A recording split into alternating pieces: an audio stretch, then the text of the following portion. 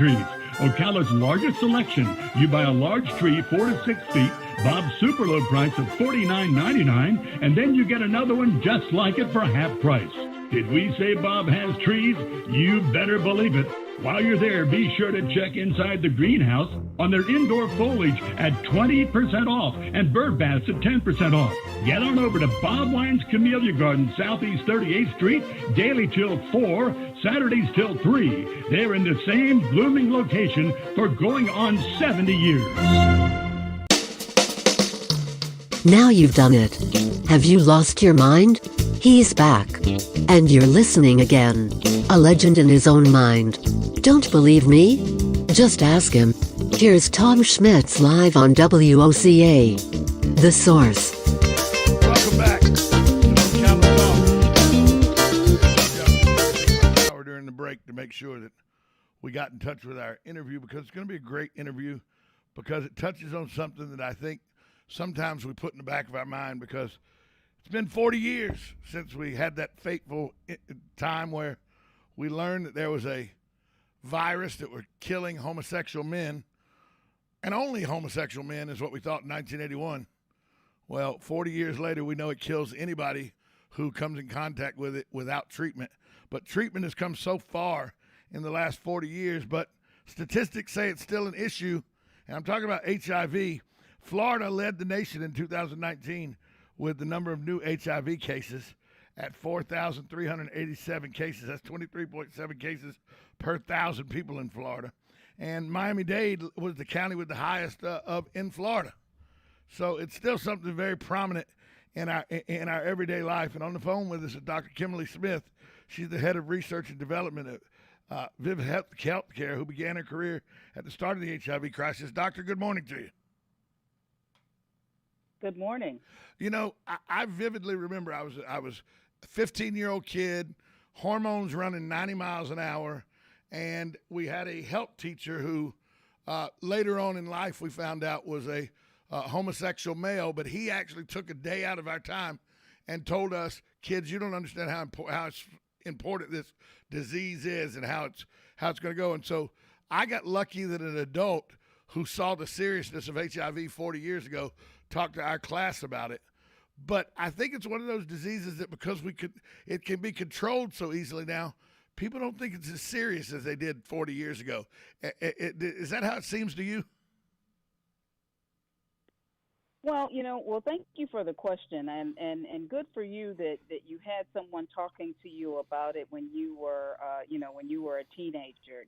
The reality is that HIV is still a devastating disease that we want to avoid, and we want people to get tested and get on treatment. And so, it is still a big deal to be living with HIV, because without treatment, it still progresses to a disease that people die from. And there's still people that die from HIV in this country even now. And so it is still really a disease that, we can't take lightly. I think there's been tremendous progress in treatment, and that's really what we're here to talk about today. Yeah, 40 years of progress, and I like it when people said, that with COVID they had all these restrictions and all a year and a half ago, and they've eased some of those and they've changed their process on how things go with COVID. I go, in 1981, 1982, 1983, a lot of that took place with the HIV outbreak and everything, because at first we didn't know what it was. Then we kind of knew what it was, but the more we got educated, the more we knew. And now 40 years later, it's a disease that can be treatable, and you hear things like undetectable. You hear things like that.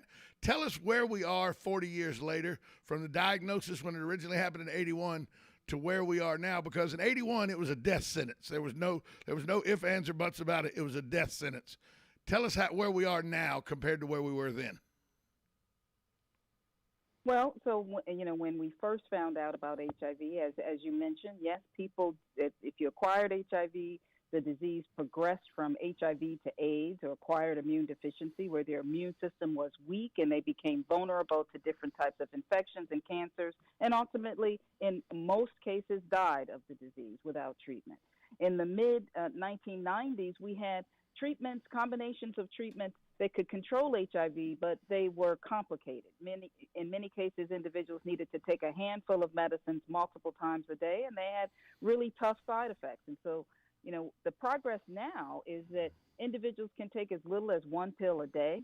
And in the last year, we have a medicine that's approved to control HIV that is actually an injection that individuals receive once a month. And that can control HIV and allow people to live long, healthy lives. So there's dramatic improvements in HIV treatment to the point now where a person who is living with HIV and is on treatment can live a lifespan that is comparable to individuals who don't have HIV. And so it is really nothing short of a medical miracle, the progress that we've made.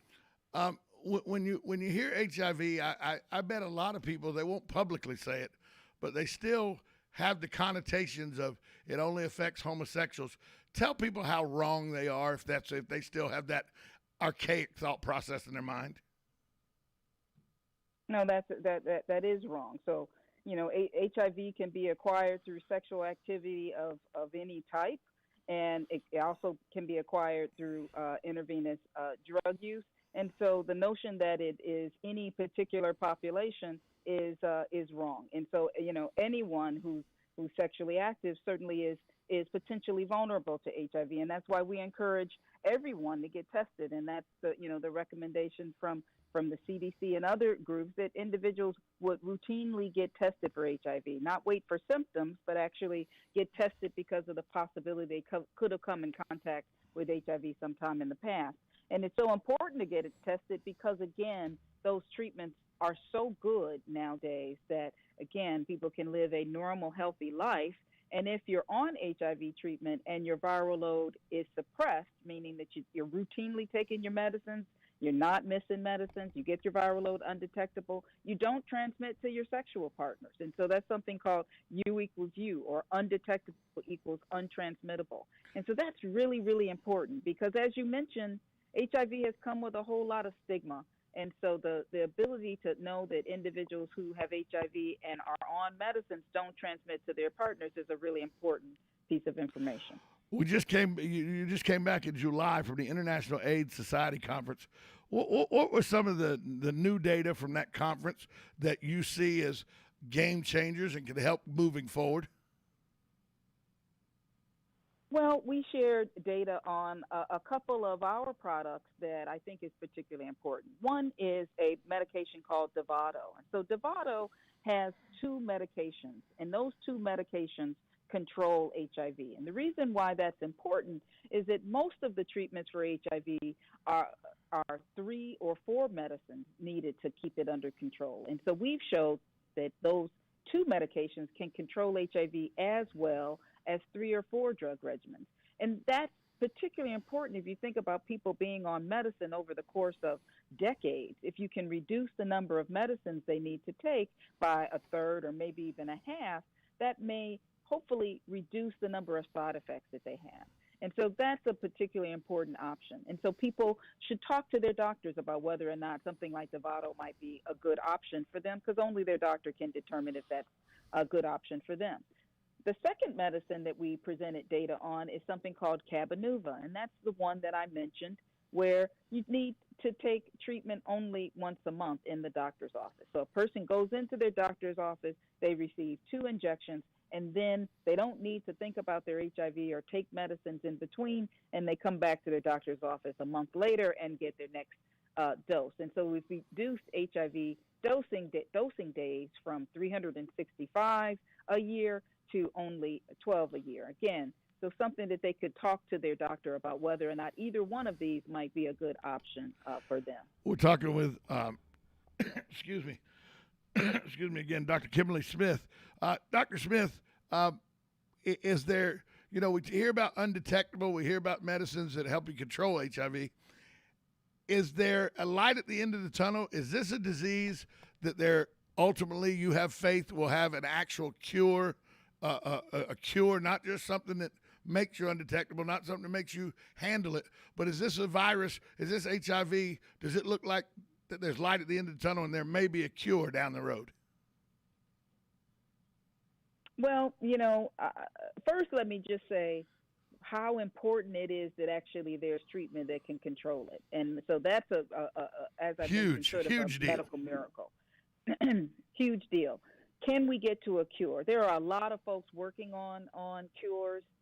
We are working with folks at the University of North Carolina at Chapel Hill, as well as other investigators around the country and around the world who are working towards an HIV cure. And so I think hopefully we'll get there in my lifetime, but we're still quite a ways away. So in the meantime, it's important that people know about treatment. And so if they want to know more about the treatments that I mentioned, they could go to Dovato.com, that's DOVATO.com,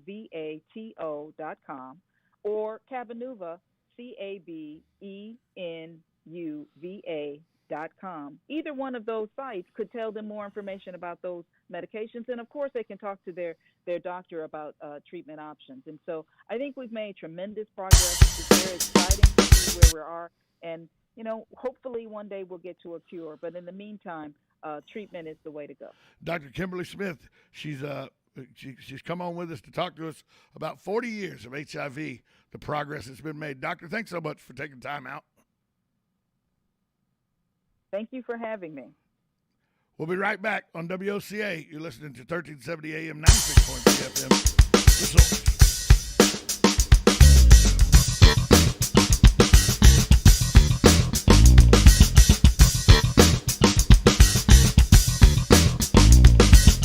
Broadcasting from the Ocala International Airport, this is WOCA AM, W242CA FM, Ocala, 1370 AM, 96.3 FM, The Source. It's time for Farmer Ranch Headlines on the Southeast AgNet. I'm Tyron Spearman reporting.